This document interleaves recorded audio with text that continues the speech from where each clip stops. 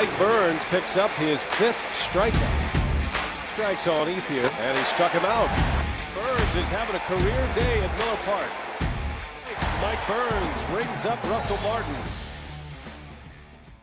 Hey guys, Coach Mike here, and today we're going to go over being the master of controlling the running game. As a pitcher, we want to make sure that we have anywhere from 3 to 4 different types of pickoff moves. And in these pickoff moves, to have a good pickoff move, you want to have quick feet and be accurate with your throw. Another thing is when we make our throws, we want to be a little bit shorter arm and just be quick and throw a good firm throw to your first baseman, and make sure we make those good throws. Because remember, anytime we make a bad throw and it gets by, we're allowing that base runner to advance another base. One of the first pickoff moves I want to talk about is starting with the ball in our hand as we're taking our signs. From here, when a pitcher's looking in their signs, and we talked about it in our base running segment, good base runners, when they get their primary lead, they're going to peek in to see if they see the signs when the pitcher's looking for the signs. So in this pickoff move here, I like to pretend to be looking at the signs as the catcher's giving signs, and when I know there's a good base runner out there trying to get an advantage, I'm going to look out of the corner of my eye, and when he's peeking in, that's when I'm going to just turn and throw from the position of me looking at the sign. And it'll look something like this.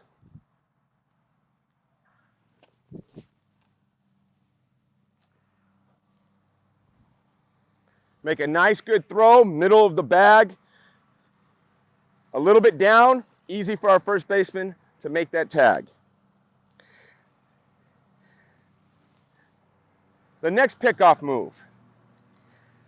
As a base runner has his primary lead, after the pitcher gets his signs and they come set, that is when a base runner tends to take 1 or 2 more steps to add to their lead. This is another good time to bait that base runner and do a pickoff move as we're starting to come set. When our hands are coming together, we just spin and turn and throw.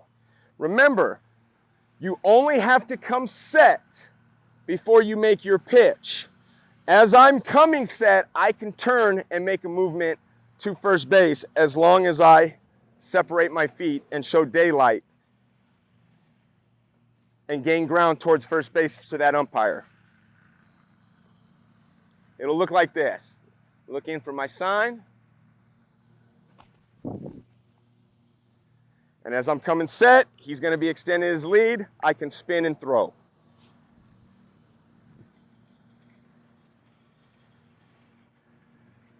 Now, the next pickoff move is going to be one, just a normal one. As I get my sign, I come set. Now, this is where I want to make sure every time I come set, whether I pick or pitch, I want to vary my holds. If you vary your holds, that's going to disrupt the timing of the guy on first base, because a good base runner is always going to be trying to find that rhythm that pitcher falls into. And as a pitcher, we never want to fall into a rhythm. We want to hold for a second, maybe hold for 3 count.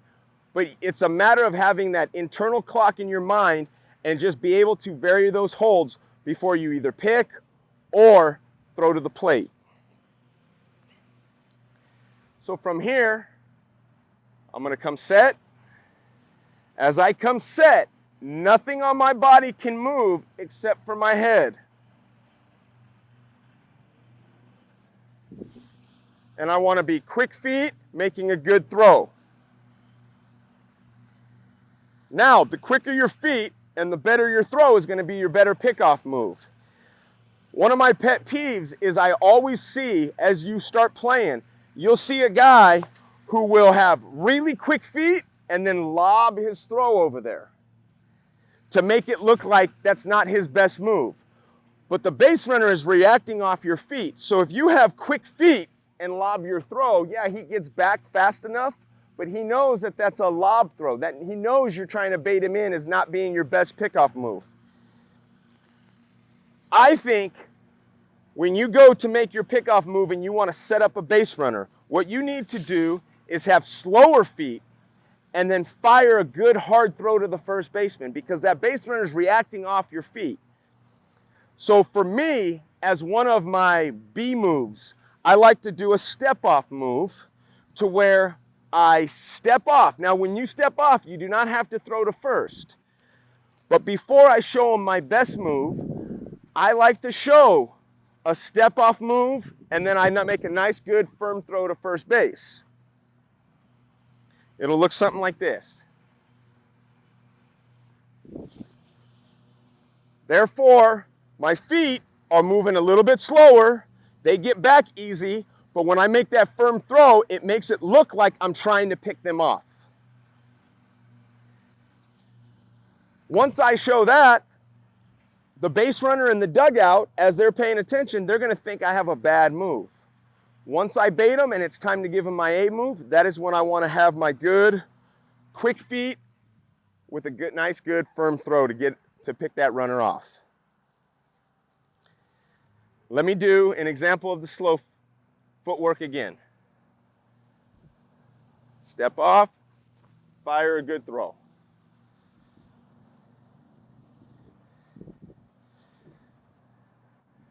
Now, my A move, quicker feet.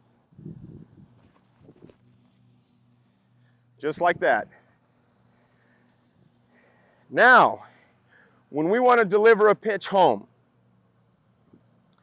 a lot of times you'll hear guys say that you want to raise your leg, you're going to develop more power through the plate. I really believe in the slide step. You do not have to be super quick, but you're trying to be at a 1.25 or below to help that catcher control guys from stealing bases. That being said, a lot of times people think that when you raise your leg up higher, that you're going to throw harder. But the truth is when you slide step, guys actually have a little bit more velocity on a slide step, because what it's doing is they're forcing the middle of your body to move faster down the mound.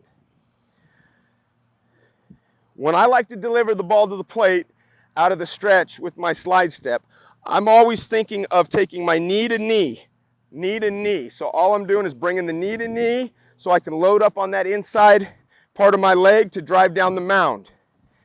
From there, I'm always letting my hands start first. So when I deliver my pitch, I'm going to think of breaking and going. Therefore, I'm quicker to the plate. I'm getting the middle of my body moving down. I'm still able to get that load on the inside part of my leg to help drive down that mound, to give good velocity, make a good, nice pitch, because ultimately, the most important thing is to really focus and get that hitter. But this is going to help you between varying your holds and having that slide step is going to control that running game to where you're going to have less guys stealing on you. I'll go over it one more time.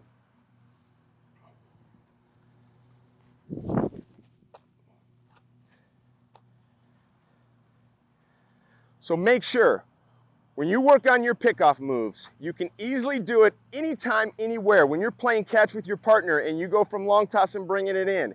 If you're a pitcher, it is something that you can work on. And make sure you're working on 3 to 4 different pickoff moves, because all of them are so valuable to controlling that running game.